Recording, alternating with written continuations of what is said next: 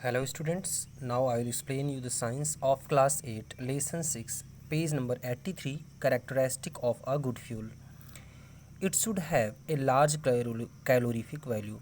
जो अच्छा ईंधन होता है उसकी कैलोरीफिक वैल्यू अधिक होती है, इसका मतलब उससे ज़्यादा मात्रा में हमें हीट एनर्जी मिलती है। सेकेंड है it should be cheap and readily available.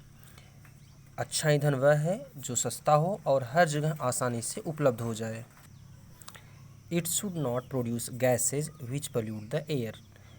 अच्छा ईंधन वह है जिससे हानिकारक गैसें न निकलें, जिससे हमारी हवा प्रदूषित ना हो, हमारी हवा खराब ना हो। It should not produce any hazard during transportation. अच्छा ईंधन वह है जिसे हम आसानी से कहीं भी भेज दें और हमें कहीं भी भेजने में कोई नुकसान ना हो, कोई खतरा ना हो, किसी तरह के हजार्ड होने की संभावना कम होती है इसमें। Hello students, now page number 84। Fifth point है it should burn at a slow rate. अच्छा ईंधन धीरे धीरे जलता है and its combustion should be controllable. और इसके कंबशन को हम कंट्रोल कर सकते हैं, मतलब हम जब चाहें इसे जला सकते हैं और जब चाहें हम इसे आसानी से बुझा दें, और जब हमें हीट की ज़रूरत हो तभी हम इससे हीट प्राप्त करें। तो अच्छा ईंधन वह होता है जिसके कंबशन को हम कंट्रोल कर सकें। अगला सिक्स पॉइंट है it should be easy to store. अच्छे ईंधन को हम आसानी से स्टोर कर सकते हैं, इसमें कोई खतरा नहीं होता है। सेवेंथ पॉइंट है it should have low ignition temperature. इसका इग्निशन टेम्परेचर कम होता है जिससे यह आसानी से आग पकड़ लेता है। इसे कम टेम्परेचर पर हम जला सकते हैं, बहुत कम भी नहीं होना चाहिए, नहीं तो नॉर्मल टेम्परेचर पर भी जल जाएगा, लेकिन एक अच्छे ईंधन का जो इग्निशन टेम्परेचर होता है वह कम होता है। एट्थ पॉइंट है it should produce a small amount of residue such as ash. अच्छा ईंधन वह है जो जलने के बाद में बहुत ही कम मात्रा में रेजिड्यू बचती है। जैसे ईंधन जलने के बाद में, लकड़ी जलने के बाद में राख बचती है, ऐसे ही एक अच्छा ईंधन वह होता है जिससे बहुत ही कम मात्रा में राख बचती है। तो इस तरीके से स्टूडेंट्स ये कुछ अच्छे ईंधन की गुणवत्ता थी कि अच्छे ईंधन में ये सभी गुण होने चाहिए। जैसे अच्छे ईंधन का इग्निशन टेम्परेचर कम होना चाहिए, ये आसानी से हर जगह उपलब्ध हो जाए, इसे हम कहीं भी आसानी से ट्रांसपोर्ट कर सकते हैं, ये सस्ता होता है जिससे हम आसानी से ख़रीद सकते हैं, ये हमारे वातावरण को जलने के बाद बहुत ही कम प्रदूषित करती है। तो इस तरीके से अच्छे ईंधन में ये सभी गुण होने चाहिए। अगली हेडिंग है students calorific value of a fuel. एक फ्यूल की कैलोरीफिक वैल्यू क्या होती है? कैलोरीफिक वैल्यू का मतलब हो गया स्टूडेंट्स, जैसे हम लोग लंबाई को मीटर में नापते हैं या किलोमीटर में नापते हैं, स्टैंडर्ड यूनिट लंबाई की नापने की मीटर होती है, वैसे जो हीट निकलती है किसी ईंधन को जलाने के बाद में, इस हीट को हम कैलोरी में नापते हैं।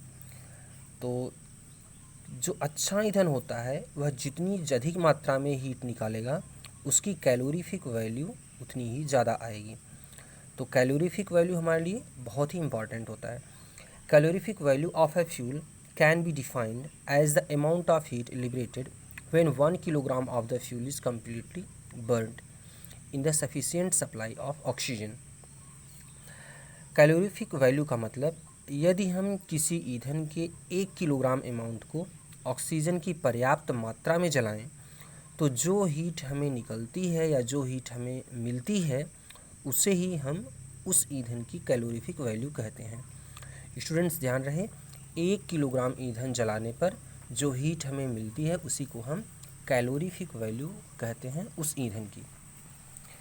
The higher is the calorific value the better is the fuel. तो कैलोरीफिक वैल्यू किसी ईंधन की जितनी ज़्यादा होगी वह ईंधन उतना ही अच्छा होगा। The SI unit of calorific value is joule पर किलोग्राम। कैलोरीफिक वैल्यू की जो यूनिट होती है यह जूल पर ग्राम होती है, जूल पर किलोग्राम होती है। However the unit kilo joule पर किलोग्राम इज़ कॉमनली यूज्ड। लेकिन जो हम लोग यूज़ करते हैं वह किलो जूल पर किलोग्राम यूज़ करते हैं। इसका मतलब ये हो गया स्टूडेंट्स, 1 किलोग्राम ईंधन जलाने पर हमें कितने किलो जूल ऊर्जा निकलती है, और जूल पर ग्राम का मतलब हो गया कि 1 ग्राम ईंधन जलाने पर हमें कितने जूल एनर्जी मिलेगी।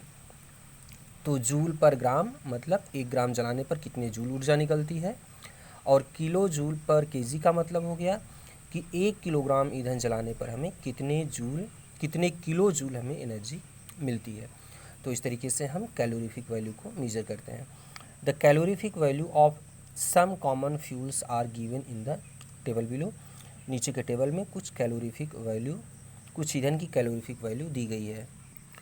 स्टूडेंट्स, कैलोरी का मतलब क्या है आप ये समझ लीजिए कि अगर 1 ग्राम कैलोरी की वैल्यू समझ रहे हैं स्टूडेंट्स आप लोग, अगर 1 ग्राम पानी का टेम्परेचर हमें 1 डिग्री सेल्सियस बढ़ाना हो तो जितने हीट की मात्रा की ज़रूरत पड़ती है उसे हम जूल कहते हैं। ऐसे ही 1 किलो पानी का टेम्परेचर 1 डिग्री सेल्सियस बढ़ाने के लिए हमें जितने हीट की ज़रूरत पड़ती है, हीट की उस अमाउंट को हम लोग किलो कैलोरी कहते हैं। तो इस तरीके से हम कैलोरी का मतलब समझ सकते हैं। अब जैसे स्टूडेंट्स नीचे लिखा गया है, वुड लकड़ी की कैलोरीफिक वैल्यू कितनी होती है, 1700 से 2200 किलो जूल पर केजी। इसका मतलब ये हो गया कि अगर हम 1 किलो लकड़ी जलाएंगे तो हमें 1700 से 2200 किलो जूल एनर्जी मिलेगी। कोल, जो कोयला होता है, 25,000 से 33,000 तक। कोक, ये बहुत ही अच्छा वैरायटी का कोयला होता है, 34,000 कैलोरीफिक वैल्यू होती है। पेट्रोल की 45,000, केरोसिन की 45,000, डीजल की 45,000, मीथेन की जो नेचुरल गैस होती है 50,000, सीएनजी की 50,000, एलपीजी जिस हम लोगों के यहाँ घर में खाना जिससे बनता है 55,000 होती है।